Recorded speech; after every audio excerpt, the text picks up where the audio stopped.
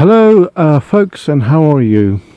You join me live at Unity Wood Mine, and this one's got lots of ironwork where the beam would have been there. Where those plates are, there would have been a wooden piece of wood basically, and this iron bar would have been attached to the head frame.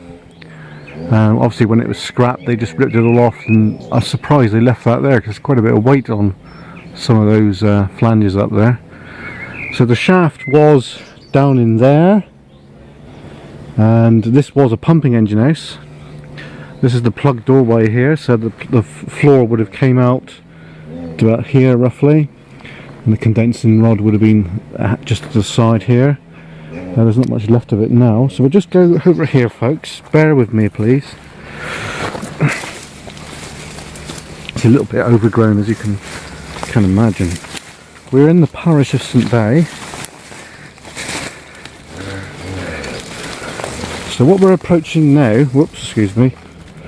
Now this bit of land here looks like wasteland now, doesn't it? If I just get down, I'll just explain what it was. Right, so now where we are now, we're in the boiler house.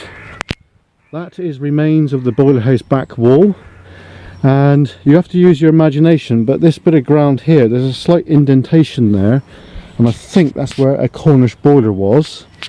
So I'm thinking there was probably two for this engine house. There's probably one along here as well. But as the years have gone on, you can see the spoil, or it's not spoil, but it is spoil, but it's covered in overgrowth. You can see where the ground goes up. That's where the wall was at the back, where it's all been robbed out and just the rest of it's just collapsed in. So we'll just get down here a minute. You can see there is a wall going along there. It's a bit hard to see it basically. You've got to use your archaeological imagination sort of thing. But that was the boiler house. This engine house here is the pump, and it's called Unity Wood Mine Maggers Pumping Engine House. This house was built in 1870, and it housed a 70-inch cylinder beam engine which removed water from the 600-foot shaft. 600 feet is quite a depth, but where I'm based at Taylor's, that's a lot deeper. Now you can just make out those bits of timber there. Now I haven't been here for about 2 years. They are the remains of the window frame, and in the last 2 years that's just basically rotted and fell out, like, you know, which is a bit of a crime really. It should have been conserved. But you can see the chimney's quite high. Obviously we all know what chimneys are for, they're for draft. So this is for pumping the water from the 600-foot shaft, which is deep, but it's not that deep. Now this engine house over here, this is a whim, and basically what it worked is flat rods to Unity Wood Mine, which was behind where we are now, behind the camera. The flat rods went along and down into the valley down there, and it worked a series of pumps in the shaft, and it was also used for winding, I believe, as well. Now over to the left here, now folks, can you see that engine house in the distance? Now that is Killafref.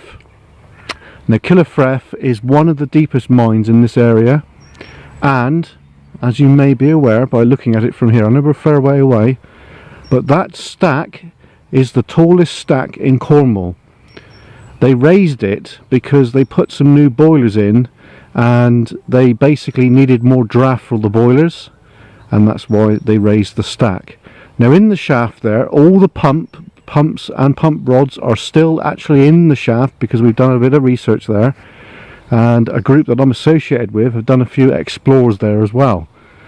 But I'm not going to tell you the locations where the adit is, because obviously, you know, we don't want just Joe Public going down there sort of thing, because you could injure yourself. So there you go folks, that is the tallest stack in Cornwall. This is Unity Wood here on the left, and as you can see the sun is going down, and my family are from this area and I know it very, very well. So there you go. So I hope you liked my video.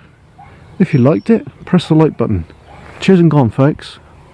Back soon on another video, and I think the next video will be doing restorations on the Land Rover Series 3. Cheers and gone.